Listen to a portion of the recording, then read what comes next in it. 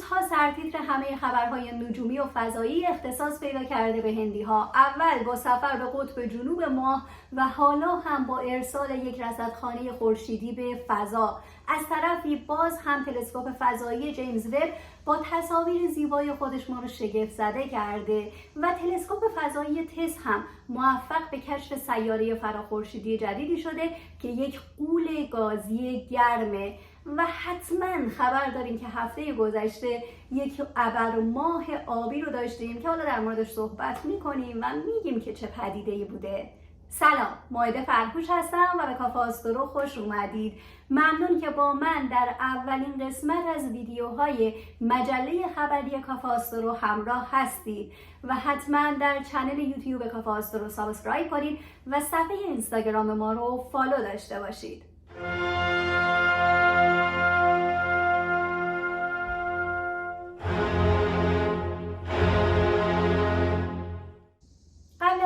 این رو بگم که از آخرین ویدیوی ما بیش از 2 ماه میگذره و علت این موضوع هم اینه که من دیگه ایران نیستم و الان اینجام و دوره پی‌اچ‌دی فیزیک رو شروع کردم و خب در این مدت خیلی درگیر بودم و خب همچنان هستم مشغول درس، دانشگاه، تی بودن و ریسرچ و چنین کارهایی، اما هیچ کدوم از اینها باعث نمیشه که ویدیوهام رو و محتواهام رو در یوتیوب و اینستاگرام متوقف بکنم و همچنان با شما همراه خواهم بود و ویدیوهایی رو به صورت هفتگی براتون خواهم داشت. ویدیوهایی رو که اسمشون رو گذاشتم مجله خبری کافه آسترو. اگه از همراه‌های قدیمی کافه آسترو باشید میدونید که چند سال قبل ما محتوایی رو داشتیم به نام مجله الکترونیک کافه آسترو و وقتی که خواستم ویدیوهای خبری هفتگی رو شروع بکنم به این فکر کردم که اسم این ویدیوها رو هم خوبه بذارم مجله خبری کافه آسترو،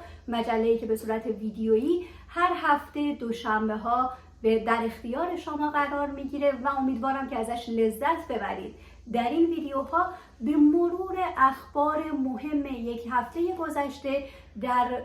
علم نجوم و در فضا میپردازیم و خب بریم شروع بکنیم با اولین خبر این هفته.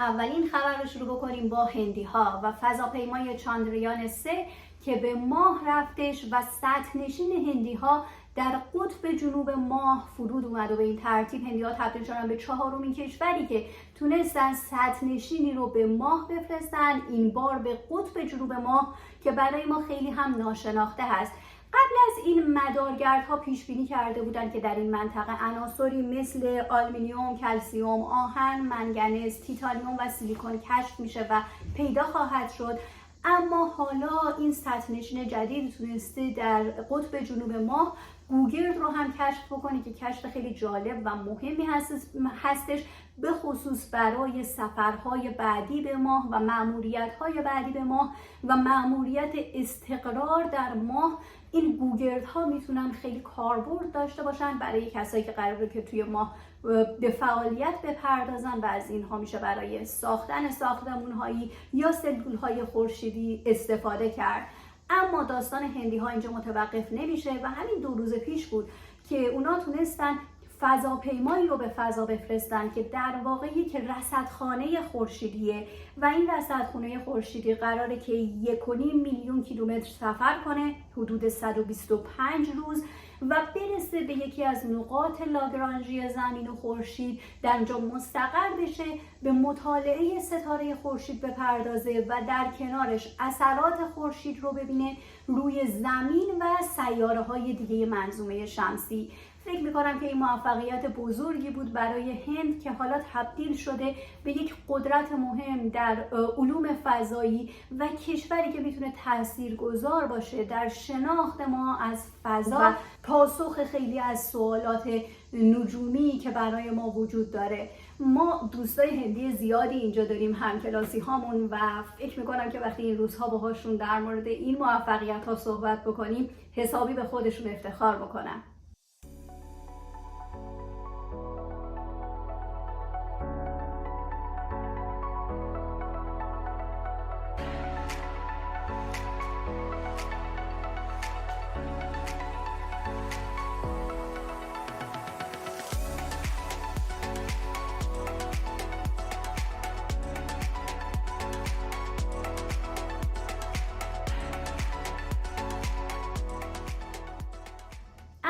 در این مدت بیش از 1 سال گذشته چه خبر نجومی جذابتر از تلسکوپ فضایی جیمز وب بوده و حالا بیاین یکی از تصاویر جدیدش رو با هم دیگه ببینیم. تصویری از کهکشان گرداب یا M51 یا NGC 5194 در فاصله 27 میلیون سال نوری از ما، یک کهکشان مارپیچی فوق‌العاده جذاب با ساختاری خیلی جذاب، خیلی عجیب، با حفره‌هایی که در این مارپیچ‌ها دیده میشه، ساختار گرد و غباری زیبایی که دیده میشه و مناطق ستاره‌زایی خیلی جذاب.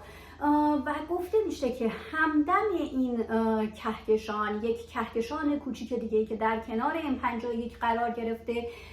داره تأثیر میذاره روی این کهکشان و بر اثر نیروی گرانش این ساختار جذاب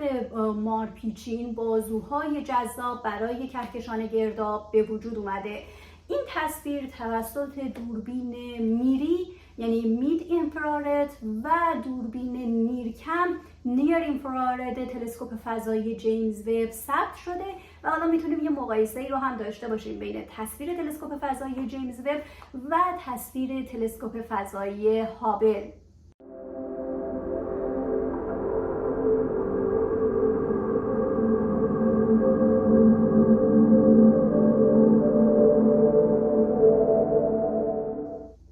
تصویر دوم تلسکوپ فضایی جیمز وب که میخوایم با هم دیگه ببینیم تصویری هستش از باقی مانده ابرنواختر SN1987A، یک باقی مانده ابرنواختری که در ابر ماجلانی بزرگ در فاصله 168,000 سال نوری از ما قرار گرفته. این ابرنواختر در سال 1987 کشف شد و خب حالا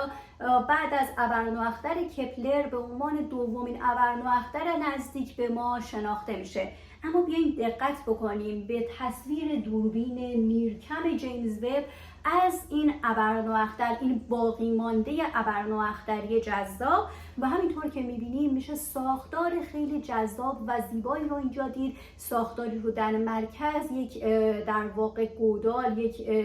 سوراخی رو در مرکز که آبی رنگ هستش و یک حلقه بیضی شکل رو در اطراف اون و دوتا حلقه، دوتا بازویی که بیرون اون قرار گرفته و خیلی جزئیات بیشتری رو داره به ما نشون میده نسبت به تصویر مرئی که قبلا تلسکوپ فضایی هابل ثبت کرده بود و حالا میتونیم مقایسه ای از این دوتا تصویر رو داشته باشیم.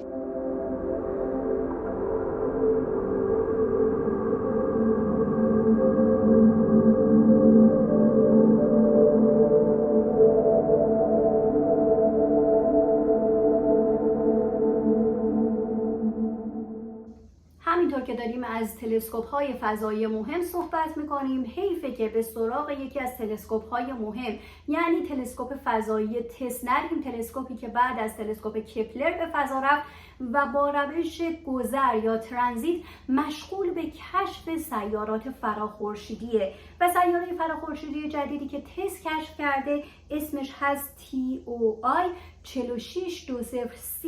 سیاره فراخورشیدی که در فاصله 815 سال نوری از ما قرار داره و در مدت 482 روز به دور ستاره خودش میچرخه. این یعنی طولانی مدت ترین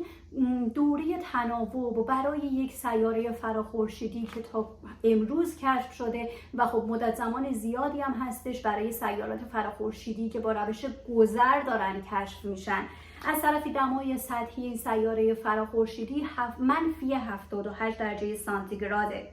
اما همونطور که گفتم آخر اسم این سیاره فراخورشیدی C قرار داشت و در واقع تنها نیستش. در این منظومه یک سیاره فراخورشیدی دیگه به نام TOI 4620B هم قرار گرفته که بزرگتر از نپتونه، کوچکتر از زحل، باز هم یک غول گازیه که 83 روز طول میکشه به دور ستاره خودش بگرده، همچنان مدت زمان زیادیه و دمای سطحیش 76 درجه سانتیگراده و همین موضوع تبدیلش میکنه به یک غول گازی گرم، یک مشتری گرم اصطلاحاً. ما مشتری های داغ رو هم داریم که دماشون به چند صد درجه میرسه. این رو به عنوان یک مشتری گرم، یک وارم جوپیتر در واقع دسته‌بندی و تقسیم بندی میکنیم. اینو یادم نره بگم که همین امروز که این ویدیو رو ضبط میکنم تعداد سیارات فراخورشیدی کشف شده به 5502 عدد رسیده و خب باید اینو بگم که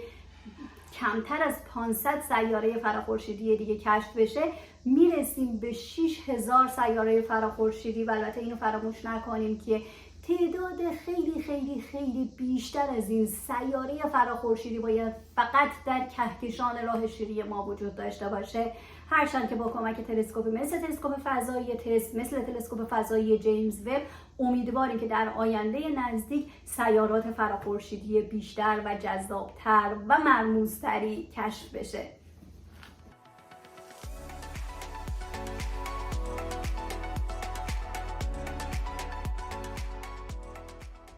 خبرهای مهم این هفته رو گفتیم و بریم به سراغ خبر نچندان مهم این هفته، یعنی ابرماه آبی که در روز 30 آگوست 8 و 9 شهریور اتفاق افتاد و خب پدیده‌ای بودش که خیلی ها دوست داشتن رصدش بکنن. ابرماه چیه؟ وقتی که ماه در مدار بیضی شکل خودش به دور زمین به نزدیکترین فاصله از زمین میرسه، اگر در این زمان ما یک ماه کامل رو داشته باشیم به این پدیده میگیم ابرماه، که ماه کمی، فقط کمی از ماه‌های کامل دیگه و زمانی که در فاصله های دورتر قرار گرفته بزرگتره، چیزی نیستش که با چشم خیلی مشخص باشه. حالا ماه آبی یعنی چی؟ در ماه‌های میلادی وقتی که یک ماه میلادی با ماه کامل شروع بشه و با ماه کامل به پایان برسه، به ماه کامل دوم میگیم یک ماه آبی یا بلومون و آگوست امسال یک بلومون داشتش، یک ماه آبی داشت. پس پدیده‌ایه که مربوط میشه به ماه‌های میلادی، خیلی شاید ربطی به ما پیدا نکنه و ماه کاملی که 30 آگوست اتفاق افتاد یک ماه آبی بود اصطلاحاً، به خاطر اینکه ما اول آگوست هم یک ماه کامل داشتیم و حالا بهش گفتیم بلو سوپرمون یا ابرماه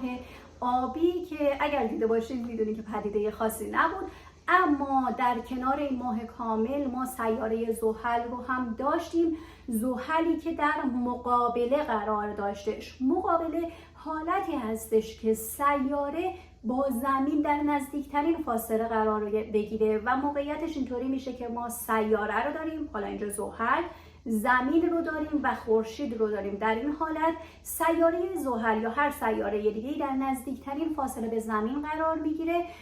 و به این پدیده میگیم مقابله. پس زحل در نزدیکترین فاصله به زمین قرار داشت، از طرفی در آسمان به صورت ظاهری مقارنه داشتش با ماه و به صورت ظاهری در نزدیکی ماه دیده میشد و همین موضوع باعث شدش که تصاویر بسیار زیبایی از مقارنه ماه و زحل ثبت بشه که اگر که شما هم دیده بودین این پدیده رو احتمالاً از رصد این دو جرم در کنار همدیگه لذت بردید.